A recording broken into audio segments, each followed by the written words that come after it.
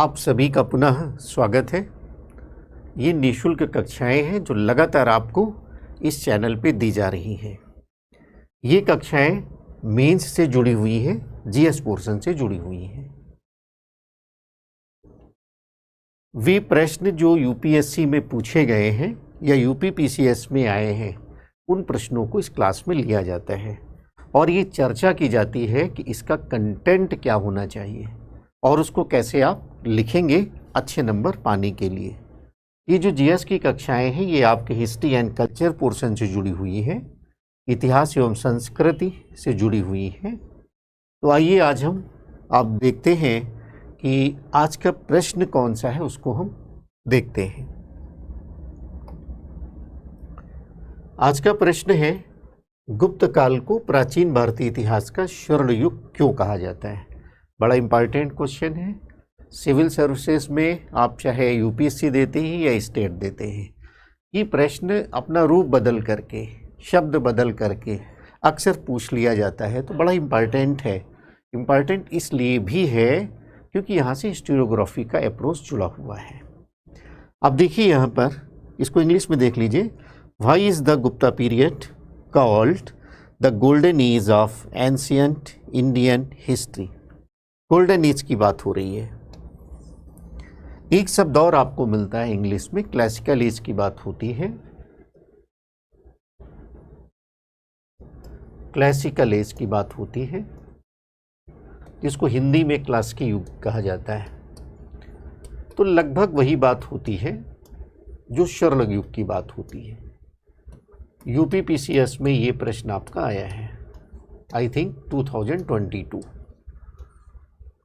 2022 में यूपीपीसीएस में आया है ये प्रश्न। तो आइए हम लोग चर्चा करते हैं कि इस प्रश्न का कंटेंट क्या होना चाहिए, आपको कैसे समझना है और कैसे इसको लिखना है, उसको हम लोग देखते हैं। गुप्ता पीरियड,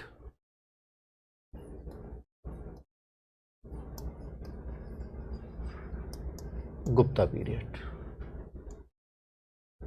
अब इस गुप्त काल को जो गोल्डन एज हम कहते हैं,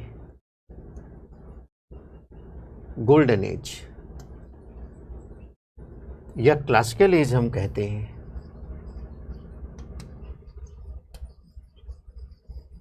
स्वर्णकाल, हिंदी में इसको स्वर्णकाल या क्लासिकी युग।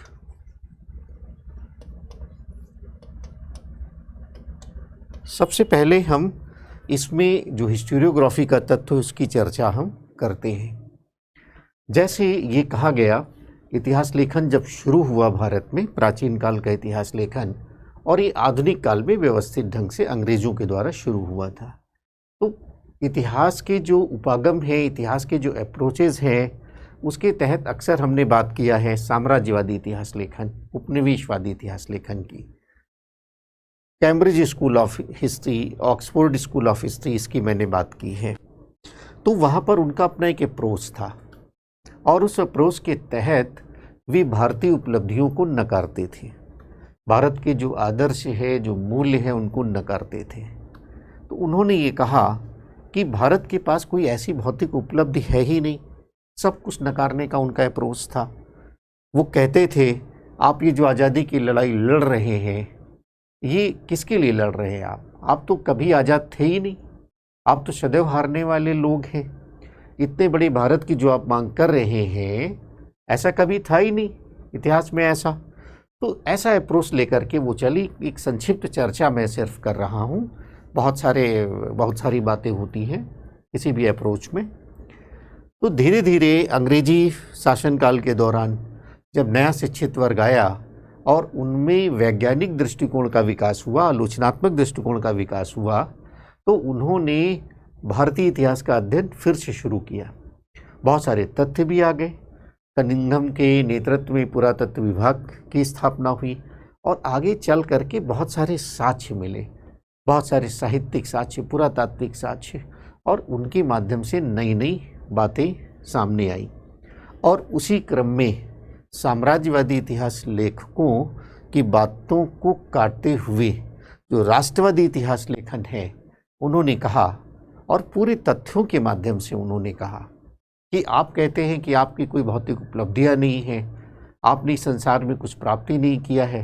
क्योंकि अंग्रेज़ कहते थे, अंग्रेज़ इन द सेंस कि जो साम्राज्यवादी इतिहास लेखक हैं, साम्राज्यवादी इतिहास लेखक अंग्रेज़ों के द्वारा शुरू हुआ और बाद में बहुत सारे भारतीय इतिहासकारों ने भी उसको अपनाया। इसलिए अंग्रेज़ कहना ठीक नहीं है, दोनों उसमें शामिल हैं। ये अप्रोच की बात है, विचारधारा की बात है, इतिहास दर्शन की बात है, इतिहास लेखन की बात है। किस दृष्टिकोण से, किस अप्रोच से आप अपनी बात कह रहे हैं, अपनी बात लिख रहे हैं। तो अंग्रेज़ जैसे कहते थे कि ये जो भारतीय लोग हैं, ये इस संसार में रमने वाले लोग नहीं हैं, ये तो उस संसार में रमने वाले लोग हैं, परलोक में रमने वाले लोग हैं। इस प्रकार की बात वो कहते थे। तो भारतीय इतिहास लेखकों ने अनुसंधानों के माध्यम से अपनी बात सामने रखी और कहा कि आप ये जो कह रहे हैं कि हमारी उपलब्धियां नहीं हैं, आप देखें भारत में भी गुप्त काल था, उसके पहले मौर्य काल की चर्चा हुई, कौटिल्य का अर्थशास्त्र आ गया, अवलेख हमारे सामने आ गए और दिखाया गया कि ये बताया गया कि आप कहते हैं कि इतनी बड़ी राजनीतिक एकता आप यहाँ थी नहीं, हमारे यहाँ तो मौर्य काल जैसा राज्य था, हमारे यहाँ तो गुप्त काल जैसा राज्य था, जहाँ बहुत भौतिक उपलब्धियाँ हुई हैं, सामाजिक उपलब्धियाँ हैं, राजनीतिक उपलब्धियाँ हैं, धार्मिक उपलब्धियाँ हैं, सांस्कृतिक उपलब्धियाँ हैं, धर्म के क्षेत्र में, दर्शन के क्षेत्र में, कला के क्षेत्र में बहुत सारी उपलब्धियाँ हैं, वैज्ञानिक उपलब्धियाँ हैं। हमारे यहाँ तो स्वर्णकाल था और यहीं से गुप्त काल को स्वर्णकाल की संज्ञा दी जाने लगी। यानी इस प्रकार की बात की जाने लगी कि जैसे इंग्लैंड में आप जब अध्ययन करते हैं, इंग्लैंड में एलिजाबेथ युग लिख सकते हैं आप, तुलना करने में ये काम आ सकता है। एलिजाबेथ युग, उसको स्वर्णकाल कहा जाता था। तो हमारे यहाँ के इतिहासकारों ने कहा कि जैसे आपके यहाँ एलिजाबेथ युग था, वैसे ही हमारे यहाँ गुप्ता पीरियड था, एंशियंट पीरियड में। जैसे रोमन में अगस्टस युग, अगस्टस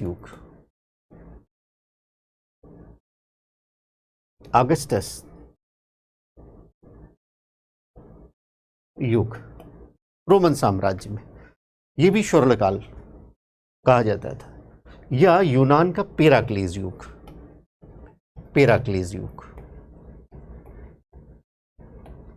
ये तुलना होने लगी कि जैसे यूनान में पेराक्लीज युग है, इसको स्वर्णकाल कहा जाता था, रोमन साम्राज्य में अगस्टस युग था, इंग्लैंड में एलिजाबेथ युग था, वैसे ही भारत में गुप्ता पीरियड था।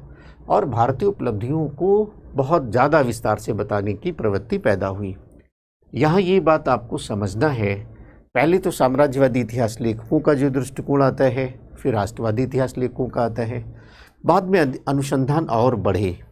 अनुसंधान और आगे बढ़ने के बाद ये बात सामने आई कि राष्ट्रवादी इतिहासकारों ने अपनी बातों को कहने के क्रम में कभी कभी उन्होंने समाज के जो अंतर विरोध है उसको नज़रअंदाज कर दिया और उपलब्धियों को थोड़ा बढ़ा चढ़ा करके दिखाया है।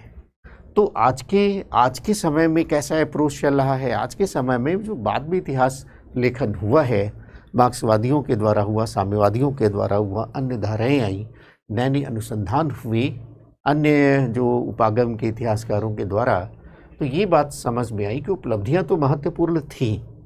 राजनीतिक उपलब्धियाँ हैं, सामाजिक उपलब्धियाँ हैं, धार्मिक उपलब्धियाँ हैं, साहित्य में उपलब्धियाँ हैं, कला में उपलब्धियाँ हैं, विज्ञान के क्षेत्र में उपलब्धियाँ हैं, लेकिन कुछ सीमाएं भी हैं।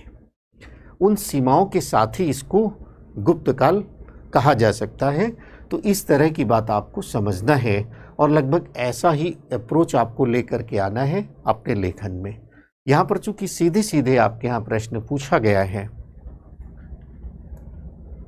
सीधे सीधे आपका पूछा गया क्यों कहा जाता है, लेकिन फिर भी सिविल सर्विसेज में आपको आलोचनात्मक उत्तर लिखना होता है अच्छे नंबर पाने के लिए। क्यों कहा जाता है इस बात को आप बताइए और बाद में थोड़ी सीमाओं की भी चर्चा करें। कैसे आपको बताना है, कैसे सीमाओं को बताना है, उनको हम देख लेते हैं। अब जैसे सबसे पहले तो आप ये समझिए, जैसे इसको लिखना है, मान लेते हैं गुप्त काल को प्राचीन भारतीय इतिहास का स्वर्णकाल कहा जाता है। तो पहले आप बताइए, जैसे इसका उत्तर लेखन आपको करना है।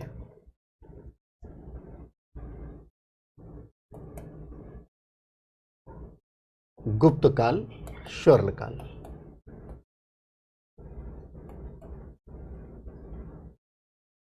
अब जो उत्तर प्रारूप आप बनाते हैं, कई बार हमने चर्चा किया है इस क्लास में, आपकी जो आंसर शीट होती है कुछ इस प्रकार की होगी। छोटे छोटे पैराग्राफ आपको बनाने हैं, छोटे छोटे पैराग्राफ आपको बनाने हैं, यानी उस प्रकार का लेखन जो सामान्य रूप से कभी कभी ये दिखाई देता है नए बच्चों में, खास तौर से कि वो लिखना शुरू करते हैं और बिना किसी वैज्ञानिक आधार के वो अपनी बात लिखना जारी रखते हैं।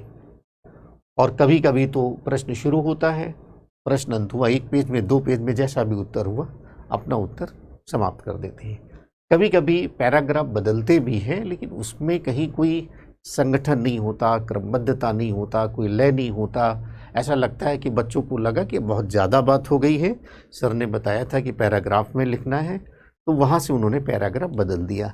तो इस प्रकार का लेखन बिल्कुल नहीं होने वाला है। हमने आपको बताया है कि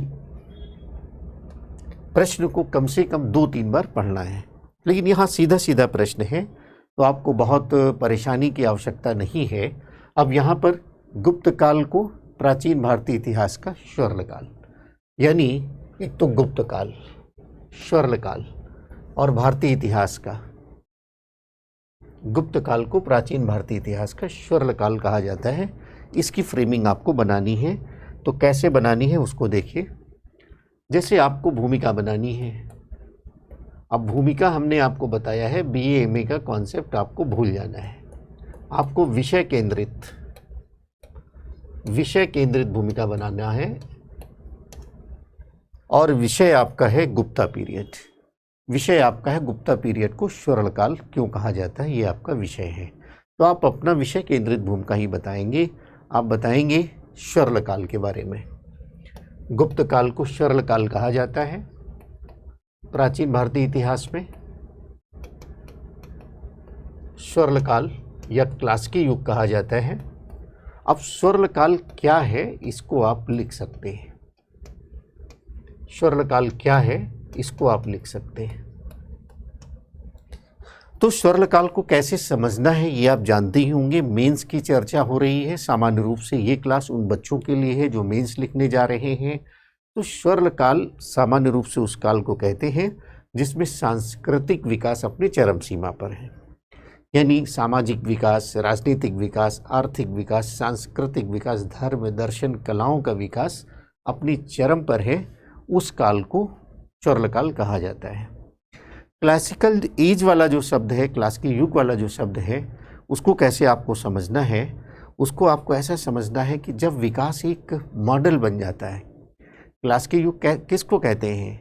जब विकास एक मॉडल बन जाता है, एक मानक बन जाता है, उस काल को क्लासिकल एज कहते हैं, क्लासिकी युग कहते हैं।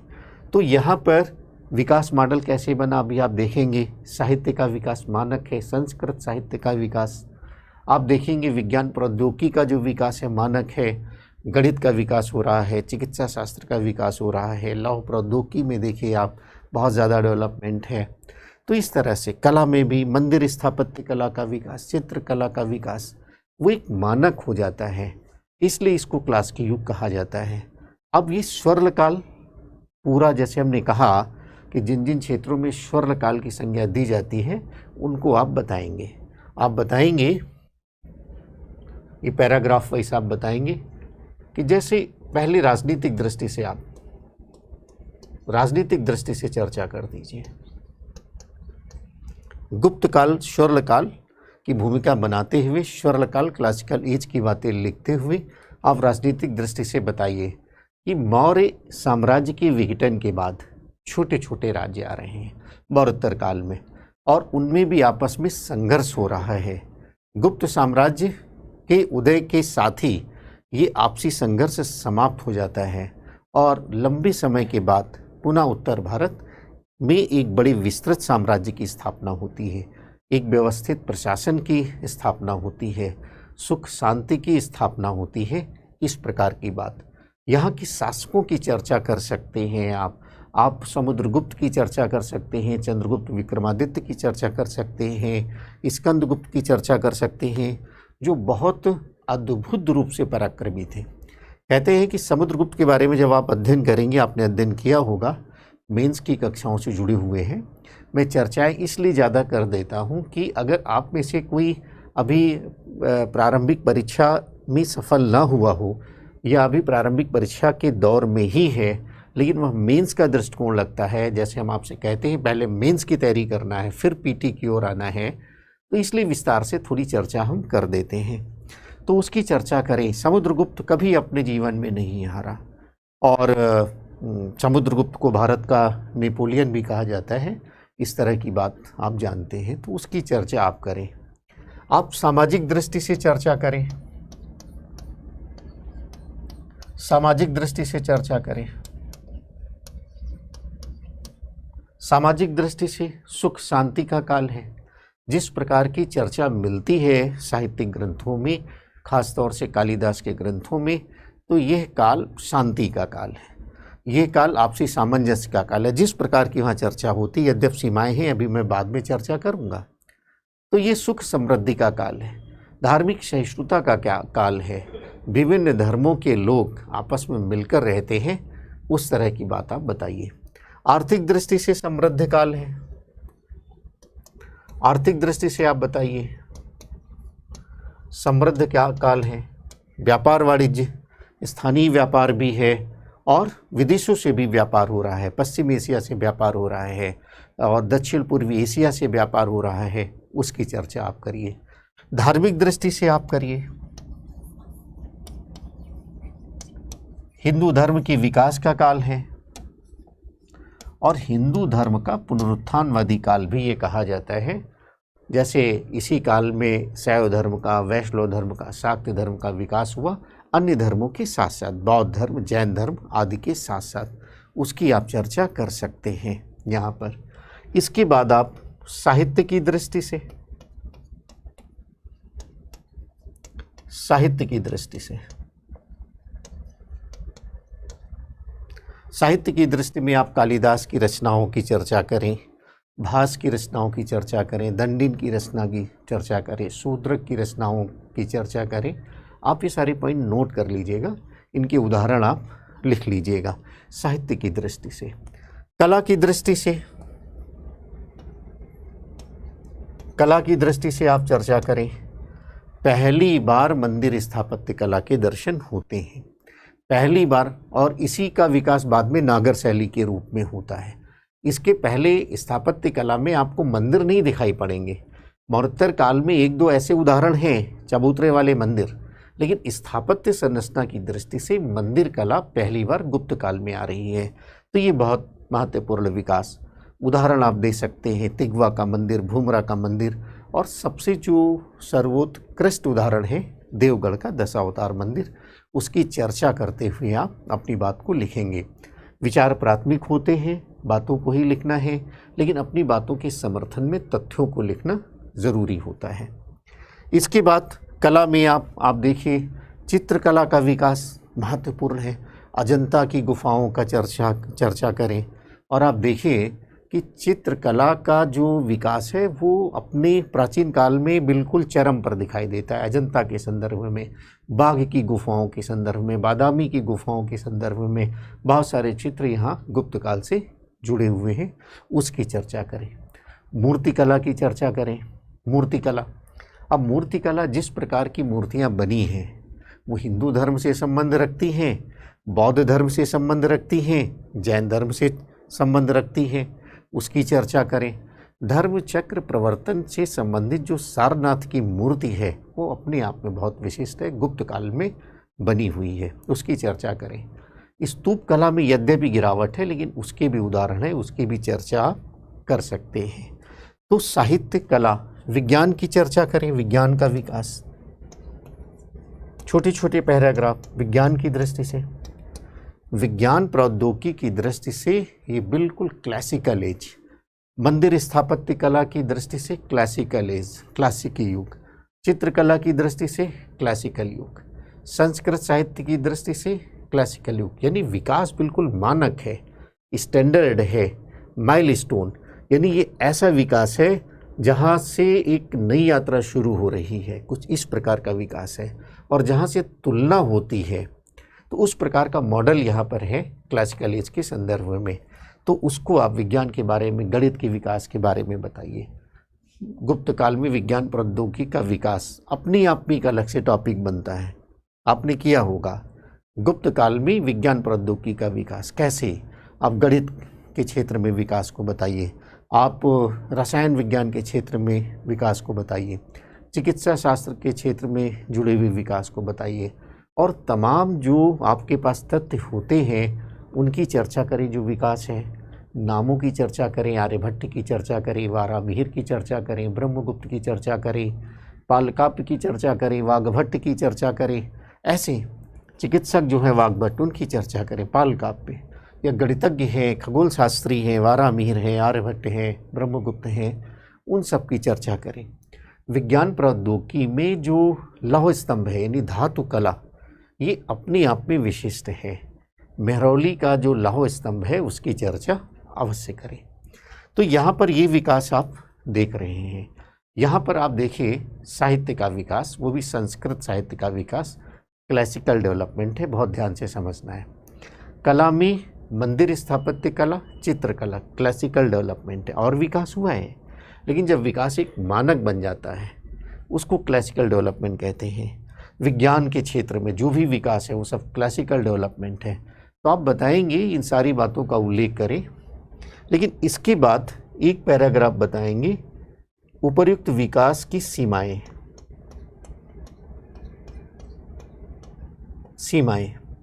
उसको लिखेंगे और बाद में आप निष्कर्ष निकालेंगे। कुछ इस तरह की फ्रेमिंग होगी। अब सीमाओं में क्या लिखेंगे आप? अब सामाजिक दृष्टि से अगर मैं चर्चा कर देता हूँ, आप पॉइंट बना लीजिएगा और बताइएगा गुप्त काल को स्वर्ण काल कहा जाता है क्योंकि ऐसा ऐसा विकास है। यद्यपि कुछ सीमाएं दिखाई दे रही हैं, लेकिन फिर भी आप निष्कर्ष के रूप में दिखाएंगे कि इन सीमाओं के बावजूद गुप्त काल को स्वर्ण काल माना जाता है। इस प्रकार का निष्कर्ष बनाएंगे आप। या एक व्यापक अर्थों में और सीमित अर्थों का शब्द, सीमित अर्थों में ऐसे शब्दों का भी प्रयोग कर सकते हैं। कैसे, अभी हम आपको बताते हैं। अब सीमाओं के संदर्भ में आप देखें, जैसे सामाजिक विकास है, गुप्त काल में पहली बार आपने देखा कि सती प्रथा के उल्लेख हो रहे हैं, आपने देखा कि बाल विवाह का उल्लेख हो रहा है, पर्दा प्रथा का उल्लेख हो रहा है। तो इस प्रकार का विकास, ऐसा समाज जहाँ इस प्रकार की बातें हो रही हैं, बाल विवाह की बात होने लगी है, तो उस काल को स्वर्णकाल कैसे कह सकते हैं? ये थोड़ी सीमा रेखा बनेगी। सामाजिक दृष्टि से, राजनीतिक दृष्टि से देखिए, जिस प्रकार का प्रशासन, जितना बड़ा राज्य मौर्य काल में था, उतना विकास यहाँ पर नहीं दिखाई देता। ये राजनीतिक दृष्टि से सीमा हो जाएगी। अगर आप देखें आर्थिक दृष्टि से, तो बहुत सारे विद्वान ये मानते हैं कि जो कुषाणों का काल है वो गुप्तों से ज़्यादा समृद्ध था। आप जानते हैं कि सर्वश्रेष्ठ सोने के सिक्के वो कुषाणों के समय में ही चले हैं। आप सिल्क रूट वगैरह आप चर्चा करिए, कनिष्क का जो काल है, सिल्क रूट, विदेश व्यापार पर नियंत्रण, तो बहुत वो समृद्ध हो जाता है। यद्यपि सबसे ज़्यादा सिक्के गुप्तों में ही चले हैं, लेकिन उसमें मिलावट है। और बाद के समय में देखा गया है, गुप्त काल के बाद के समय में ये दिखाई पड़ रहा है कि कैसे उसमें गिरावट आ रही है मुद्रा व्यवस्था में। इसके भी साक्ष्य है, क्योंकि सिक्कों में एक तो सिक्के कम मिले हैं बाद के काल में, और उसमें खोट है, उसमें अशुद्धि है। इसकी चर्चा करेंगे। अब धार्मिक दृष्टि से जैसे बहुत सारे ऐसे विकास जो हैं वो पहले से चले आ रहे हैं। वैदिक काल लगातार क्रमबद्ध रूप से चले आ रहे हैं, तो इसमें कुछ ऐसा नया विकास नहीं है, ऐसा आप कह सकते हैं। इसके बाद कला में आप देखिए कि कला में मंदिर स्थापत्य का विकास तो हुआ है। कला में जैसे अभी बताया चित्रकला का विकास हुआ है, लेकिन स्तंभ कला का विकास जो मौर्य काल में नहीं है। स्तूप कला का विकास गिरावट, और जो मूर्तिकला के संदर्भ में मौर्योत्तर काल में विकास हुआ है, अमरावती के संदर्भ में, मथुरा के संदर्भ में, गांधार मूर्तिकला में उस प्रकार का विकास नहीं दिखाई पड़ रहा है। विविधीकरण है, मूर्तियां बन रही हैं लेकिन थोड़ी सी गिरावट है स्तूप कला में, अन्य कलाओं में एक्सेप्ट मंदिर स्थापत्य कला और चित्रकला के संदर्भ में। तो इस तरह से सीमाएं आपको दिखाई पड़ेंगी। दूसरी बात आप ये बताएं, सीमाएं या जो भी विकास है ये उत्तर भारत से ही जुड़ा हुआ है, दक्षिण भारत से इसका लेना देना नहीं है। तो ये भारत का स्वर्णकाल कैसे हो सकता है, यह भी एक बड़ी सीमा विद्वान लोग इसकी मानते हैं। फिर यह भी कहा जाता है कि ये जो भी विकास जुड़ा हुआ है वो उत्तर भारत में समाज के ऊपर के वर्गों से जुड़ा हुआ है, समाज के नीचे के वर्गों से जुड़ा हुआ नहीं है। तो यह भी एक बहुत बड़ी सीमाएं हैं। तो आप इस तरह से इस विकास की सीमाओं की बहुत संक्षिप्त चर्चा करें, बहुत अच्छे से आप तैयारी अपना करें, इनको बिंदुवार अपना बनाएं, कम शब्दों में इन सारी बातों को डालने की कोशिश करें और उसके बाद आप बताएं कि ये सीमाएं हैं, इन सीमाओं के बाद भी विकास बहुत महत्वपूर्ण हुआ है, सुख समृद्धि का काल है, शांति का काल है, विकास का काल है हर दृष्टि से, इसलिए इसको स्वर्णकाल कहा जाता है।